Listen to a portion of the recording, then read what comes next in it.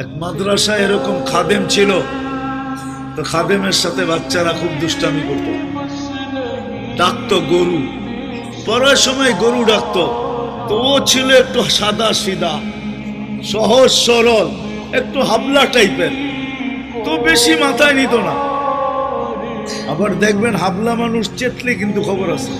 একদিন বৃষ্টি হইতেছিল প্রচন্ড, এর দায়িত্ব ছিল ছেলেদেরকে খানা পরিবেশন করা। তো খানার সময় গেছে, খানা নিয়ে আসে না, তো ছেলেরা চিৎকার দিতেছে গরু কই গেল। একটু পরে দেখতেছে খানা নিয়ে আসতেছে, তো সবাই চিৎকার দিয়ে বলতেছে ওই গরু এত দেরি করলি কেন। বাস সরল সহজ তো লেগে গেছে মাথায়। মোতামিম সাহেবের কাছে যা বলতেছে চাকরি করব না। কেন? বাড়ি মাদ্রাসায় যেটি পালেন এটি সব দেয়া দাও, সবসময় গরু বলে শোয়া গেছি, আজকেও গরু বলতেছি। মোতামিম সাহেব বুঝছে যে সরল সহজ মানুষ চেতলে তো এরমই চেতে গেছে গা সিধা বাড়িতে। রাত্র ৩টার সময় আসতেছে, আয়সা মোহতামিম সাহেবের দরজায় খটখটাইতেছে, জিজ্ঞাসা করছে কে? হুজুর আসছি। কি জন্য? চাকরি করবো। তুমি দিনের বেলা চলে গেলে চাকরি করবে না? এতদিন চাকরি করতেছিলাম শুই না, এখন চাকরি করবো দেখা।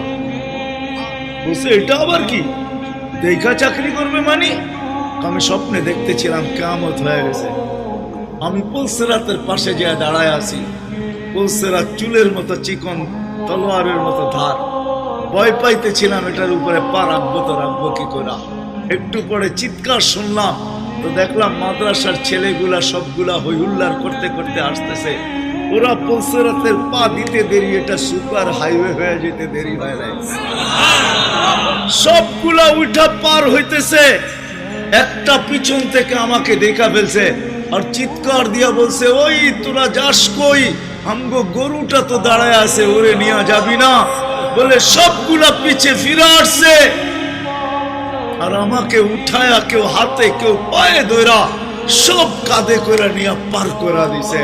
ঘুমের থেকে জায়গা গেছি, এই জন্য চোখে দেখা আমি এখন চাকরি করব।